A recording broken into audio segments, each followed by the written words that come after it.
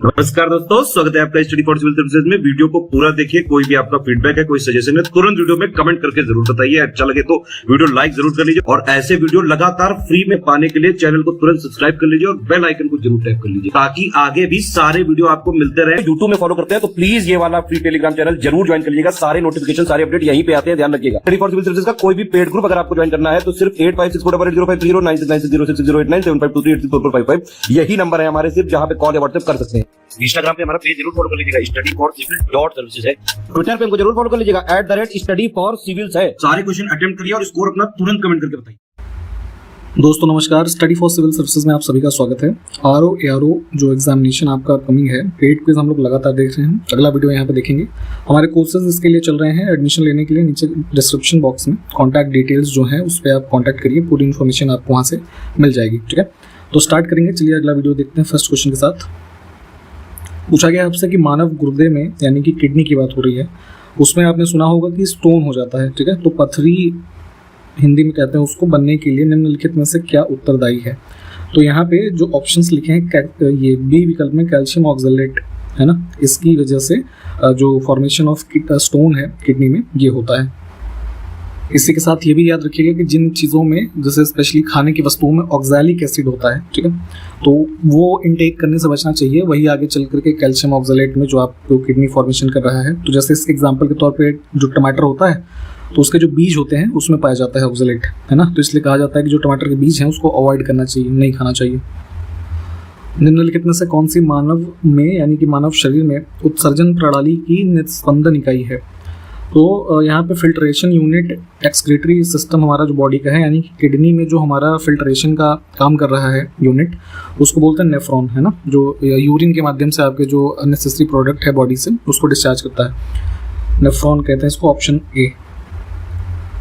अगला देखिए कि यहाँ पे यूरिन यानी कि मूत्र के निर्माण में निम्नलिखित में से कौन सी प्रक्रिया शामिल होती है। तो बॉडी में जो यूरिन पास होता है, ठीक है, तो जो है उसके फॉर्मेशन में यहाँ पे जो 3 प्रोसेसेस लिखे हैं, गुच्छीय निस्पंदन, स्राव और पुनः अवशोषण, है ना। तो ये तीनों ही होते हैं बेसिकली। जैसे रफली आप जानते होंगे कि जो ह्यूमन की बॉडी में प्रतिदिन के आधार पे लगभग 1.5 लीटर जो यूरिन है वो बॉडी प्रोड्यूस करता है, ठीक। और उसी के जो ये प्रोसेस इन्वॉल्व है इस यूरिन के फॉर्मेशन में, जो हमारा कह लीजिए एक तरीके से अवशिष्ट पदार्थ है बॉडी का जो एक्सक्रीट होना ज़रूरी है। तो यहाँ पे ये 3 प्रोसेस होते हैं इसके, ठीक है। तो यहाँ पे किडनी का एक बार जो फंक्शंस वगैरह होते हैं इन सबको थोड़ा डिटेल में देखिएगा। इन तीनों जो हमारे यहाँ प्रोसेसेस हैं इसके नाम ध्यान रखें। आगे है कि तंत्रिका तंत्र मुख्य रूप से निम्नलिखित में से किस प्रकार की कोशिकाओं से बना होता है। तो ह्यूमन बॉडी में जो हमारा नर्वस सिस्टम है जो कई प्रकार की गतिविधियों से हमें सचेत करता है, बॉडी को उस हिसाब से एक्शंस लेने पे कह लीजिए उसको सिग्नल्स देता है, ठीक। तो 2 प्रकार के यहाँ पे जो हमारे सेल्स हैं, न्यूरॉन्स और ग्लायल सेल, ठीक, दोनों ही होते हैं। आगे देखें, मस्तिष्क यानी कि अब ब्रेन की बात हो रही है ह्यूमन बॉडी में। तो इसका जितना भी मास है, द्रव्यमान, पूरे ब्रेन का जो आपने शेप देखा होगा, तो उसका लगभग 2/3 भाग बनाते हुए इसमें से कौन सा मानव मस्तिष्क का सबसे बड़ा भाग है। यानी कि कुल मिला के ये पूछा गया कि largest part of human brain, तो ये है आपका सेरेब्रम। ऑप्शन ए जो है ये करेक्ट हो जाएगा। जैसे आपने अगर इसकी फोटो ना देखी हो तो एक बार सर्च करके डिटेल में इसके जो पार्ट्स हैं वो देखिएगा। तो ये जो सेरेब्रम है, top of the brain establish, मतलब इसकी लोकेशन होती है। और जितने भी बॉडी में हम वॉलंटरी एक्शन करते हैं, अच्छी क्रियाएं, ठीक है, वो इसके द्वारा किया जाता है, ठीक। इसमें देखें मानव मस्तिष्क का भाग कौन सा नहीं है। ह्यूमन ब्रेन के जो पार्ट्स होते हैं, हाइपोथैलेमस, क्रेनियन, पॉन्स, ये सब है। एक्सॉन नहीं होगा इसमें। एक्सॉन बेसिकली देखेंगे तो जो न्यूरॉन्स हैं, है ना, उसका पार्ट है। आगे देखें, थायरॉक्सिन हार्मोन के बारे में सही कथन को चुना है। तो कई प्रकार के हार्मोन्स आपने पढ़े होंगे, एंडोक्राइन, एक्सोक्राइन, ठीक, उसी में से एक है थायरॉक्सिन। तो आपने थायराइड ग्लैंड के बारे में हो सकता है पढ़ा होगा, ठीक। तो जो सब मतलब ह्यूमन बॉडी का लार्जेस्ट एंडोक्राइन ग्लैंड है ये भी याद रखिएगा। तो अब उसी के क्रम में अगर हम थायरॉक्सिन हार्मोन की बात करें तो ये जो पहला स्टेटमेंट है कि यह मानव शरीर में कार्बोहाइड्रेट, प्रोटीन और वसा के जो मेटाबॉलिक एक्टिविटीज़ होती हैं, है ना, चयापचय, उसको नियंत्रित करता है, तो बिल्कुल ठीक है। और दूसरा स्टेटमेंट गलत है, ये शरीर के ऊतकों के विकास को बढ़ावा देने में असमर्थ है, ये गलत हो जाएगा। थायरॉक्सिन जो हार्मोन है ये बेसिकली बहुत ही हेल्पफुल होता है हमारे बॉडी के जो टिश्यूज़ हैं उसके डेवलपमेंट में, या फिर जो मेंटल फैसिलिटीज़ हैं बॉडी में, ठीक है, और कई प्रकार के और जो कह लीजिए ये जैसे वर्किंग ऑफ किडनी है वो भी इससे कहीं ना कहीं कंट्रोल होता है। तो ये सब इसके फंक्शंस होते हैं, ठीक। तो ध्यान रखेंगे पहला स्टेटमेंट सिर्फ, ठीक है। अब देखें पैनक्रियाज यानी कि जो अग्नाशय है उसमें क्या होता है। तो यहाँ पे एंडोक्राइन और एक्सोक्राइन सेल्स जो है दोनों प्रकार की पाई जाती हैं। आप जरा हमको ये बताएं इसी में आगे कि क्या पैनक्रियाज से कोई जो हमारा हार्मोन है ये रिलीज होता है क्या, जरा बताइए। तो आगे देखिए पीनियल ग्रंथि क्या स्रावित करती है। तो जो ग्लैंड्स होते हैं सिक्रेशन उससे होता है, इसके बारे में डिटेल में पढ़ेंगे आप। तो उसी क्रम में पीनियल ग्लैंड के बारे में जो पूछा गया तो यहाँ से सिक्रेशन होता है मेलाटोनिन का, ठीक है। मेलाटोनिन क्या है, बेसिकली जो आपके स्लीप पैटर्न है कह लीजिए, है ना, उसको रेगुलेट करता है, ठीक। तो यहाँ पे बी को चुनेंगे। अब यहाँ पे कुछ और हार्मोन्स हैं और बॉडी में, ह्यूमन बॉडी में उनके जो कार्य हैं उसके संदर्भ में सही युग्म को चुनना है। सही पूछा गया है या गलत पूछा गया, प्लीज इसको बहुत ध्यान से देखा करिए। पहला है प्रोजेस्टेरॉन। तो जो महिलाओं में गर्भावस्था का जो कह लीजिए सपोर्ट सिस्टम है ना, गर्भावस्था को अच्छे से कैरी आउट किया जाए थ्रू आउट, उसमें हेल्प करता है। दूसरा है एड्रेनलिन, है ना। तो ये बेसिकली ये जो कार्डियक यानी कि हार्ट रेट से संबंधित एक्टिविटीज़ हैं उसका आउटपुट बढ़ाता है। और ऑक्सीटोसिन जानते हैं, ये जो मतलब जो महिलाएं जिनको नया नया डिलीवरी हुआ होता है, ठीक है, तो उनमें जो मिल्क का प्रोडक्शन होता है ना, उसको रिलीज करने में हेल्प करता है। तो तीनों ही सही हैं। आगे देखें विपरीत लिंग वाले साथी को आकर्षित करने हेतु छोड़ी गई गंध है, एक प्रकार का सेंट है या कह लीजिए स्मेल है। तो जैसे कि ये मुख्य रूप से जो एनिमल्स होते हैं, है ना, हालांकि मनुष्य भी एनिमल की कैटेगरी में आता है, परंतु मनुष्यों में इस प्रकार का फंक्शनैलिटी नहीं होता है यहाँ पे। जैसे कोई किसी जानवर का एग्जांपल लें हम, ठीक है, तो जैसे मान लीजिए एक मेल जानवर कोई है, एक फीमेल है, तो यहाँ पे अपने ऑपोजिट जो जेंडर का एनिमल है उसको अट्रैक्ट करने के लिए अपने और जो बॉडी से उनके रिलीज होता है, ये है फेरोमोन, ठीक। ऑप्शन बी, इसको नाम ध्यान रखेंगे, इंपॉर्टेंट है। नेक्स्ट है निम्नलिखित में से कौन सा हार्मोन तनाव के समय शरीर को लड़ने या उड़ने की प्रतिक्रिया के लिए तैयार करता है, ठीक। तो बेसिकली जब आपकी बॉडी स्ट्रेस में होती है तो उस कंडीशन से आपके बॉडी को कह लीजिए टैकल करने के लिए जो हार्मोन यहाँ पे उपयोगी है, ठीक, उसको इमरजेंसी हार्मोन या फिर फाइट और फ्लाइट जो हार्मोन भी कहा जाता है, ये है कौन सा, एड्रेनलिन, ठीक। ऑप्शन ए जो है ये करेक्ट हो जाएगा। ये सिक्रीट होता है एड्रीनल जो ग्लैंड होता है उससे, और ये बेसिकली इसकी वजह से जैसे हार्ट बीट इंक्रीज हो जाती है कई बार, है ना, और रेस्पिरेशन का रेट बढ़ जाएगा, स्वेटिंग होने लगेगी, तो उन सब से संबंधित है ये। अब इसमें देखें कुछ प्रमुख आविष्कार और उसके आविष्कारक कौन थे, उसके संदर्भ में गलत युग्म को चुना है। ये इस प्रकार की चीज़ें भी पूछी जाती हैं। तो हालांकि चीज़ें तो बहुत सारी हैं, लेकिन जो कुछ फेमस चीज़ें हैं उसकी लिस्ट आप एक बार ज़रूर प्रेफर करें। और इसमें देखें तो टेलीविज़न वाला पेयर गलत है। टेलीविज़न के जो आविष्कारक थे उनका नाम था J.L. बेयर्ड, ठीक। बाकी के ठीक है, इनको देख लीजिए। एक प्रकार का एक्सप्लोसिव डायनामाइट जिस के नाम से जिसको आप जानते हैं, उसका आविष्कारक कौन था और वह किस देश के थे। तो अल्फ्रेड बी नोबेल और स्वीडन के थे, ठीक। ऑप्शन डी करेक्ट हो जाएगा। इनके ही नाम पर जो आगे चल कर के नोबेल प्राइज़ है उसको भी स्टार्ट किया गया है, इस चीज़ को भी ध्यान रखेंगे। अब देखिए टेम्परेचर की जो आप स्केल्स देखते हैं, फ़ारेनहाइट है ना, सेल्सियस, तो उसी में से पूछा गया है कि जो ये सेल्सियस या सेंटीग्रेड है, इस स्केल का आविष्कार किसने किया। तो इनका नाम था जो है एंडर्स सेल्सियस, ठीक। आगे है कि 1942 में एनरिको फर्मी, ये साइंटिस्ट का नाम है, इन्होंने किसकी खोज की थी।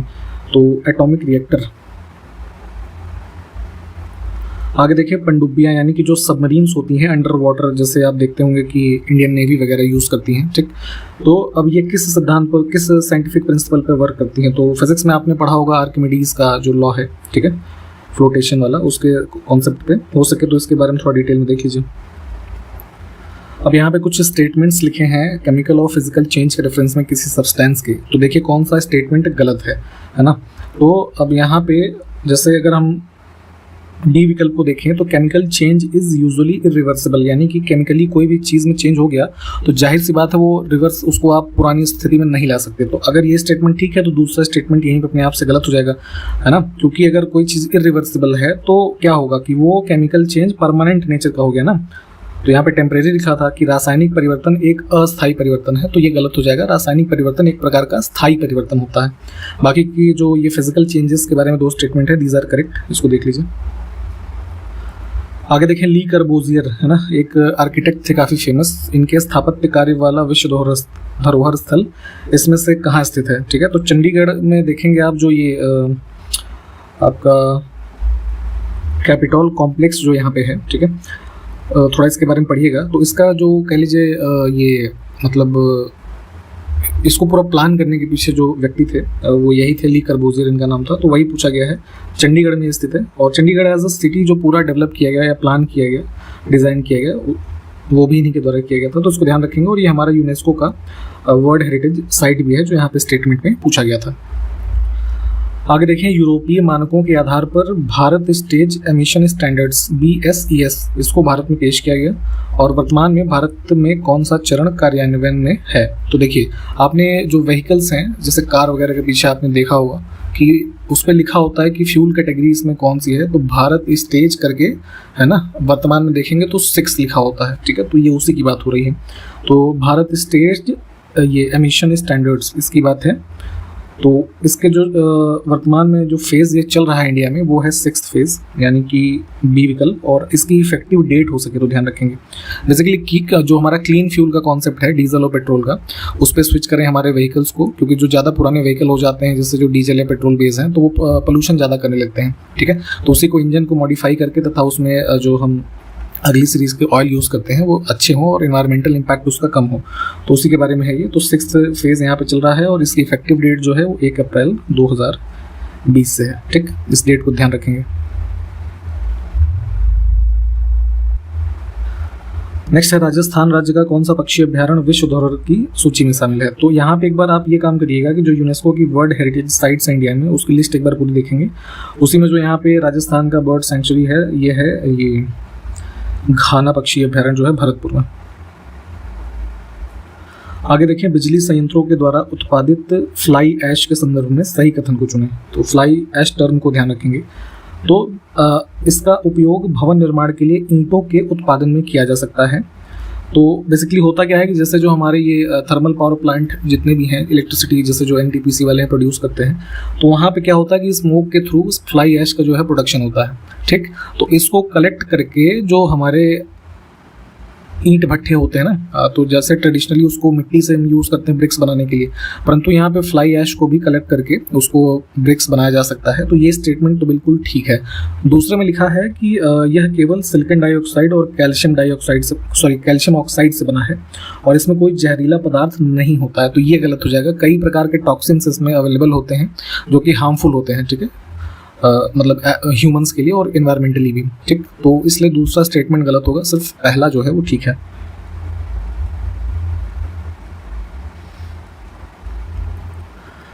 इनमें से कौन से विषय भारतीय संविधान की राज्य सूची में वर्णित हैं? तो जो हमारी ये है लिस्ट है ना, यूनियन, स्टेट और कॉन्करेंट, तो उसके कई सारे विषय हैं। तो अब स्टेट लिस्ट की अगर हम बात करें तो कृषि, जो कब्रिस्तान और श्मशान होते हैं, सिंचाई, जल निकासी की व्यवस्था यानी कि ड्रेनेज सिस्टम, ये सब है हमारे राज्य सूची में। पुरातात्विक स्थल यानी कि जो आर्कियोलॉजिकल साइट्स पूरे भारत में अवेलेबल हैं अलग अलग राज्यों में, हिस्टोरिकल साइट्स, तो ये कॉन्करेंट लिस्ट में है। ठीक है, तो 1, 2, 3, 5। इसमें देखिए कौन सा पार्क यूनेस्को की विश्व विरासत स्थलों की जो सूची है तो उसमें भारत का पहला मिश्रित विश्व विरासत स्थल है।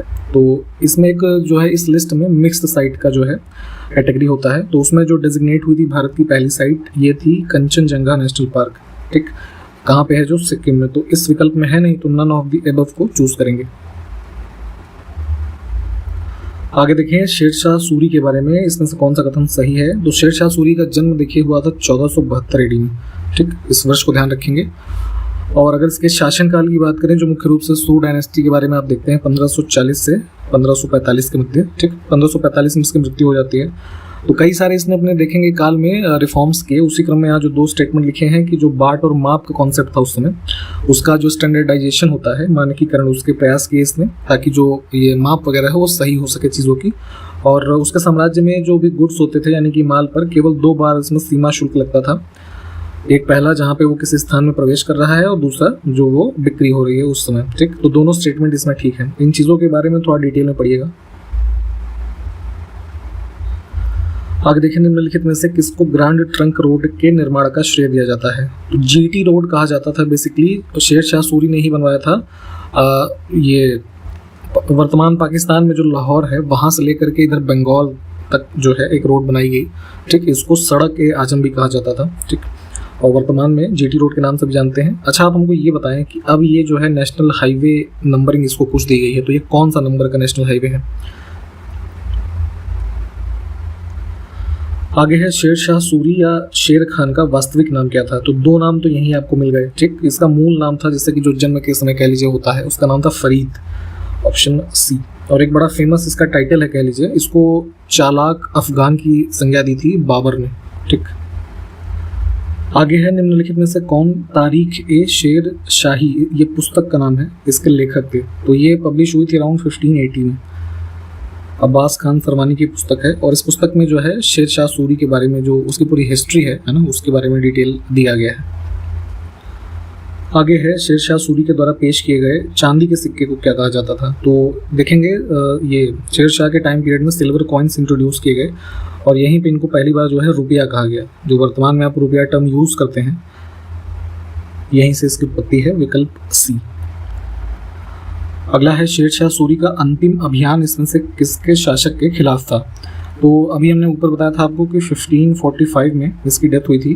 कालिंजर के अगेंस्ट जो है इन्होंने एक्सपेडिशन किया था और ये युद्ध मतलब इनकी सेना जीत गई थी, परंतु ब्लास्ट में ये घायल हो गया था और इसकी मृत्यु हो गई थी। ठीक,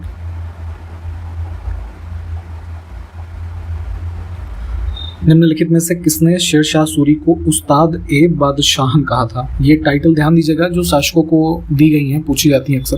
तो अभी हमने ऊपर बाबर का बताया था, यहाँ पे ये टाइटल जो है यूज़ किया गया हुमायूं के द्वारा। इसका मतलब अर्थ होता था उस्ताद ए बादशाहन का, टीचर ऑफ किंग्स। ठीक,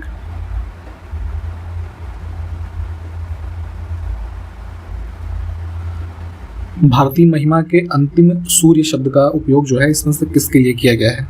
the last son of Indian glory. तो ये जो है 16th सेंचुरी के मिडिवल पीरियड के जो कह लीजिए किंग थे, हेमचंद्र विक्रमादित्य, शॉर्ट फॉर्म में इनको हेमू कहा जाता है। ठीक, इनके लिए ये टर्म यूज़ किया गया है। अब इसमें देखिए, ऋग्वैदिक कालीन देवता जिनका नाम था पूषण, इसको किसका देवता माना गया है? ठीक है, तो कई सारे देवताओं के जैसे आप नाम जानते हैं, इंद्र है ना, अग्नि, ये सब अलग अलग वस्तुओं के देवता। तो पूषण है ये एनिमल्स के जो है देवता हैं, विकल्प सी। ऋग्वैदिक कालीन शब्दावली में कमर के नीचे पहना जाने वाला वस्त्र क्या कहलाता है? तो जैसे मान लीजिए कि वर्तमान में जैसे आप पैंट वगैरह पहनते हैं, तो वैसे ही समझिए कि पहले ये सब का कॉन्सेप्ट था नहीं, तो उस समय जो कोई कपड़ा ऐसे पहनते होंगे कमर के नीचे, उसको नीवी बोलते थे।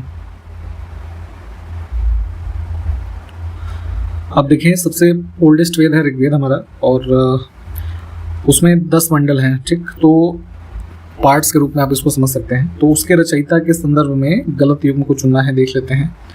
तो यहाँ पे पहला ही जो है गलत है, बाकी के 3 ठीक है, इनको देख लीजिए। जो 7th मंडल है इसके रचयिता है वशिष्ठ। ठीक, और अगर हम बात करें भारद्वाज की, तो ये जो 6th मंडल है उसके रचयिता है। आगे है, लिंगदम मठ कहाँ पर स्थित है? बुद्धिस्ट मोनेस्ट्रीज जितनी भी फेमस हैं इंडिया में, ये अक्सर पूछी जाती हैं, अक्सर क्या पूछी ही जाती हैं। ठीक है, इनकी लोकेशन प्लीज देख लीजिएगा सबकी। लिंगदम मठ की अगर हम बात करें तो ये गैंगटोक में है, सिक्किम। निम्नलिखित में से कौन सा मौर्यकालीन उच्च अधिकारी वन विभाग का प्रधान होता था, यानी कि चीफ? तो देखिए, मौर्य काल में जब आप एंशिएंट हिस्ट्री में पढ़ते हैं, तो यहाँ पे जो ऑफिशियल्स होते थे, इनको जो इस टाइम पे पुस्तक लिखी गई ना, अर्थशास्त्र, इसके बारे में आप जानते होंगे, तो उसमें यहाँ पे जो अधिकारी होते थे उनके लिए शब्द यूज हुआ है तीर्थ, है ना। इस चीज़ को ध्यान रखिएगा, ये मैं अलग से आपको बता दे रहा हूँ। तो अब यहाँ पे ऐसे समझ सकते हैं इस स्टेटमेंट को हम कि वन विभाग का जो तीर्थ होता था उसको क्या कहते थे। समझ गए ना आप क्या बताना चाह रहे हैं यहाँ पे? तो जो अब फॉरेस्ट डिपार्टमेंट का चीफ है उसको बोलते थे आटविक, है ना। आपने अगर ये आरओ में हिंदी की तैयारी की होगी अपनी, तो उसमें इसके वन के पर्यायवाची में आपने पढ़ा होगा कि वहाँ पे ये वन के लिए भी ये शब्द यूज होता है, ठीक। तो यहाँ पे हम कौन सा विकल्प चुनेंगे? सी। अब जैसे हम बाकी विकल्पों के बारे में देख लें तो दवारिक जो लिखा है, तो जो राजमहल होता था उस समय, उसकी जो देखभाल करता था वो सबसे चीफ ऑफिसर वो होता था। संनिधाता कौन होता था? ये आपका जो कोषाध्यक्ष होते थे वो होते थे। कार्मांतिक की अगर हम बात करें तो ये होते थे जो उसमें उद्योग होता था उसका प्रमुख, ठीक। अब प्रमुख राजवंश तथा संस्थापक की कौन सी जोड़ी सही नहीं है? प्लीज बहुत ध्यान से देखा करिए, सही पूछा गया है कि सही नहीं है पूछा गया है। तो ये एंशंट जो यहाँ पे हिस्टोरिकल ये हमारे डायनेस्टीज हैं, पाल वंश वाला गलत है। ये देखेंगे इसकी कैपिटल हुआ करती थी मुंगेर में, ठीक है। और इसके फाउंडर कौन थे? गोपाल। बाकी के विकल्प ठीक हैं। अब है मुगल शासकों के मकबरे जो बने उनकी मृत्यु के बाद, उसके रेफरेंस में गलत युग में देखना है कि वो मकबरा कहाँ पर स्थित है। तो स्टार्टिंग के 3 तो ठीक है। बहादुर शाह जफर के बारे में लिखा है जो अंतिम हुए शासक, लाहौर, ये गलत है। इनका मकबरा यहाँ है म्यांमार में। पंचतंत्र एक फेमस एंशिएंट टाइम पीरियड की पुस्तक है, उसके संदर्भ में सही कथन देखते हैं। मूल रूप से इसकी रचना जो की थी विष्णु शर्मा ने की थी, ठीक है, पंचतंत्र की। और फारसी में आगे चल करके मेडिवल टाइम्स में देखेंगे इसका अनुवाद अबुल फजल ने अनवार सुहेली नाम से किया। ये बहुत इंपॉर्टेंट टर्म्स हैं और किसने ट्रांसलेट किया था, किस भाषा में, यूपीपीएससी ये बहुत पूछता है, ठीक है। और दूसरा है मौलाना हुसैन फैज ने यार ए दानिश नाम से इसका अनुवाद किया था। तो ये सारी बातों को ध्यान रखेंगे, दोनों स्टेटमेंट ठीक है। 2 स्टेटमेंट फिर से है, सही को चुनना है। भारत में सर्वप्रथम बाबर ने बारूद तोपखाना का प्रयोग भेरा के युद्ध में किया। तो देखेंगे यहाँ पे गन पाउडर जो है इसका सबसे पहले युद्ध मुगलों के ही उससे होता है। और यहाँ पे ये जो सबसे फर्स्ट टाइम बाबर ने यूज़ किया इसको, भेरा का युद्ध हुआ था, ठीक है। आप जरा हमको ये बताएंगे कि भेरा का युद्ध किस वर्ष में हुआ था, कमेंट करके बताइए इसको। तो पहला स्टेटमेंट हमारा ठीक है। दूसरे में कहा गया है कि बाबर के सेना नायक मीर काकी ने अयोध्या में बाबरी मस्जिद का निर्माण कराया। आप जानते ही होंगे कि राम मंदिर का निर्माण हो रहा है जहाँ पे बाबरी मस्जिद का विध्वंस किया गया, ठीक। तो अब इसका जो अभिलेखों के आधार पर इंफॉर्मेशन मिलती है कि बाबरी मस्जिद का निर्माण जो है 1528 से 29 के मध्य करवाया गया था। बाबर का सेना नायक था मीर काकी, इसमें काकी लिखा है ना, उसका काकी नहीं बाकी नाम था, है ना। तो ऐसे छोटे छोटे शब्दों को भी ध्यान दिया करिए। इस वजह से दूसरा स्टेटमेंट जो है वो हमारा गलत था। तो नाम ध्यान रखेंगे।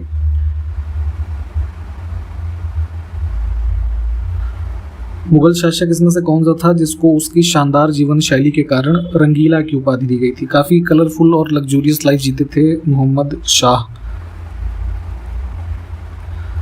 बाबर यानी कि जो फर्स्ट मुगल बादशाह रहा, उसकी उदारता और अत्यधिक मात्रा में धन वितरित करने के कारण उसे क्या कहा गया? तो इसके लिए जो टर्म यूज होता है उसको बोलते हैं कलंदर। आगे देखिए, मुरैना यानी कि जो इधर मध्य प्रदेश में ग्वालियर का रीजन है, यहाँ स्थित है, उसके निकट 64 योगिनी मंदिर है। इसके संदर्भ में गलत कथन को देखना है। तो पहला है कि यह कच्छप घाट राजवंश के शासनकाल में निर्मित एक गोलाकार मंदिर है। इसका आप इमेज सर्च करके देख लीजिएगा। और राजवंश ये जो था इन्होंने निर्माण करवाया था। तो पहला स्टेटमेंट तो ठीक है। दूसरा क्या है, यह भारत में बना एकमात्र गोलाकार मंदिर है। तो ये तो अपने आप में ही एक, जैसे नॉर्मली भी आप देखेंगे तो ऐसा तो है नहीं कि सिर्फ एक ही गोलाकार मंदिर बना होगा, तो ये गलत हो जाएगा, ठीक है। कई सारे गोलाकार मंदिर हैं।